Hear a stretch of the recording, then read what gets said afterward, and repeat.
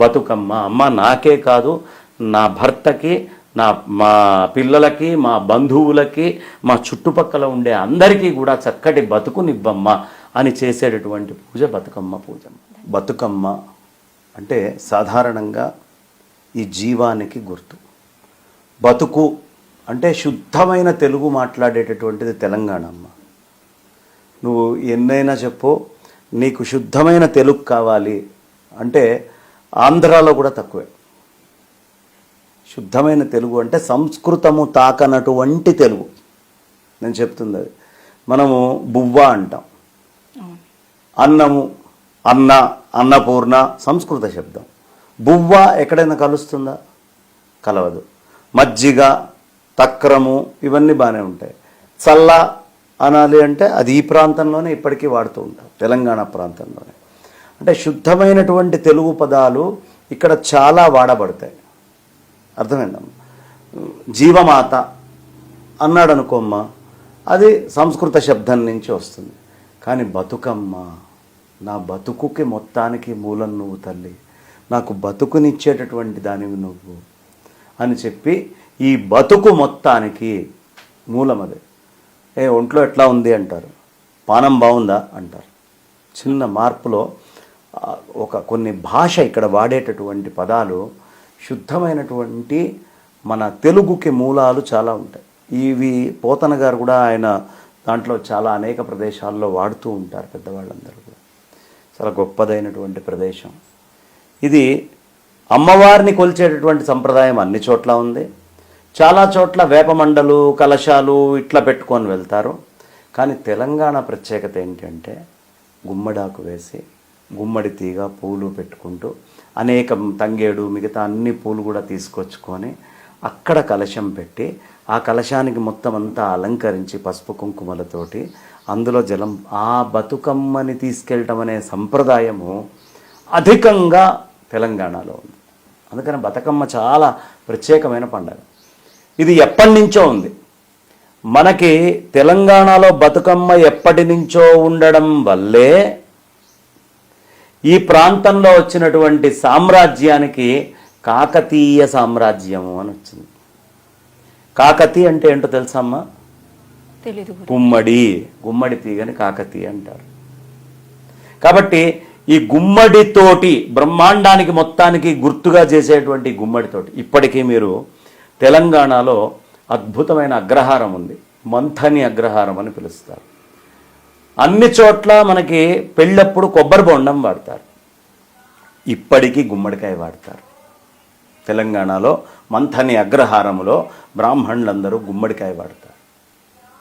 దానికి కారణము ప్రధానం అదే. అసలు బతుకు అని ఎందుకు చెప్తారయ్యా అంటే, మనకి దిష్టి దాకిందనుకోమ్మా, మొట్టమొదట మనం పెట్టేదేంటి? ఇంటి ముందర పెట్టుకునేది ఏమిటి? ఇంటికి దిష్టి దాకకూడదంటే బూడిద గుమ్మడికాయనే తీసుకొని వెళ్ళి పెడతాం. అంటే గుమ్మడికాయ దృశ్యమాత్రం చేతే రోగాల్ని, మన ఇబ్బందుల్ని, చాలా వాటిని తీసేస్తుంది, అంత కాపాడుతుందన్నమాట. అందుకనే మనకి ఈ హోమాల్లో వాటిల్లో బలులు ఇవ్వాలన్నా, విజయదశమికి ఫ్యాక్టరీల్లో ఉండే మిషనరీ ఎక్విప్మెంట్ వీటన్నిటికీ బలులు ఇవ్వాలి అంటే గుమ్మడికాయని ఇట్లా రెండుగా చేసేస్తారు, అది బలి. అంత ప్రాధాన్యత. అంటే ఏ రకమైనటువంటి దుష్టశక్తుల్ని గుమ్మం దాటకుండా, మన దగ్గరికి రాకుండా, మన వైపుకి రాకుండా కాపాడేటటువంటి తల్లి ఈ గుమ్మడి తీగ. బతుకమ్మ అందులోకి ఆవహించబడుతుంది అన్నమాట. ఎక్కడ మనకి ఈ తీగ ఉంటుందో, ఎక్కడ గుమ్మడి తీగ ఉంటుందో అక్కడ ఇది జరుగుతుంది. కాబట్టి నీళ్లల్లో మొత్తం జీవం కదా. కలశం అంటే ఏమిటి? మొత్తము కలశము అంటే ఆపోవ ఇదగుం సర్వం విశ్వాభూతాన్యాపహ ప్రాణవ ఆప పశవాపనమాపో అమృతమాపో, ఇట్లా మొత్తం అంతా కూడా ఆపానికి చాలా ప్రాధాన్యత ఇచ్చారు. కలశస్య ముఖే విష్ణు కంఠే రుద్రసమాశ్రితా మూలే తత్ర స్థితో బ్రహ్మ మధ్యే మాతృగణా స్మృతా కుక్షౌ తు సాగరా సర్వే సప్తద్వీపా వసుంధరా. ఇది కలశం. ఇంత గొప్పదైనటువంటి ఈ కలశాన్ని మొత్తాన్ని మోసేటటువంటి తల్లిని కాకతి అంటారు. ఆవిడే భద్రకాళి, అన్ని మంగళాలని, అన్ని సౌభాగ్యాలని, అన్నిటినీ ఇచ్చేటటువంటి మహాకాళి ఆవిడ.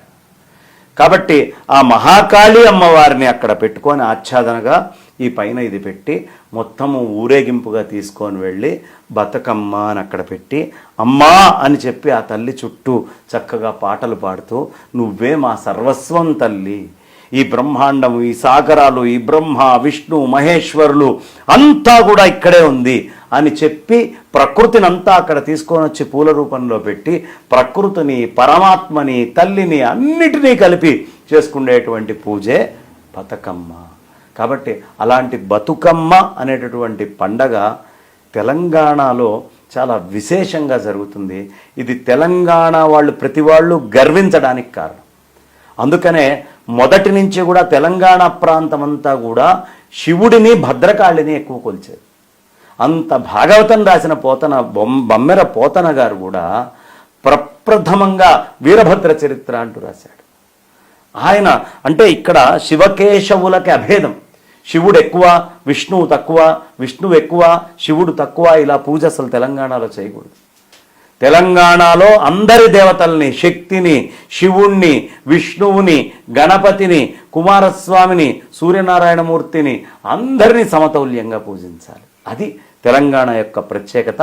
అందుకని ఈ బతుకమ్మ ఎవరయ్యా అంటే సమస్తమైన బ్రహ్మ విష్ణు మహేశ్వర సూర్యనారాయణ ధరిత్రి అన్నీ కలిపి మంగళకరమైనటువంటి మహాకాళి, మహాలక్ష్మి, మహాసరస్వతి స్వరూపమై సాక్షాత్ పరమాత్మ నుంచి వెలువడిన అన్ని శక్తులు ఇవే అని ఇక్కడ పెట్టి చేసి పూజ చేసేదాన్నే బతుకమ్మ అంటారు. ఇది సాధారణంగా ఈ సృష్టిని మొత్తాన్ని నడిపేటటువంటిది శక్తి. శక్తి ఎప్పుడు వస్తుందయ్యా మీకైనా నాకైనా అంటే మన ఇల్లు బాగుండాలి అంటే ఆడవాళ్ళు బలంగా ఉంటే ఇల్లంతా బ్రహ్మాండంగా ఉంది. ఇంట్లో ఆడవాళ్ళు కొంచెం తేడా ఉంటే ఇల్లు మొత్తం సర్వనాశనం అయిపోతుంది. కాబట్టి శక్తి అనేటటువంటిది ఈ మొత్తము అంతా తీసుకొని వెళ్ళి పెట్టి ఎప్పుడైతే ఆ శక్తి దీని చుట్టూ తిరుగుతున్నాను, ఈ శక్తి మొత్తానికి అంటే స్త్రీ శక్తి బలంగా ఉంటే ఇల్లు బలంగా ఉంటుంది. స్త్రీ శక్తి మొత్తానికి శక్తినిచ్చేటటువంటి దేవతా స్వరూపము వాళ్ళ ద్వారా మగవాళ్ళకి పిల్లలకి శక్తినిచ్చేటటువంటిది. కాబట్టి బతుకమ్మ అమ్మ నాకే కాదు, నా భర్తకి, మా పిల్లలకి, మా బంధువులకి, మా చుట్టుపక్కల ఉండే అందరికీ కూడా చక్కటి బతుకునివ్వమ్మ అని చేసేటటువంటి పూజ బతుకమ్మ పూజ. ధన్యులు గురువు గారు.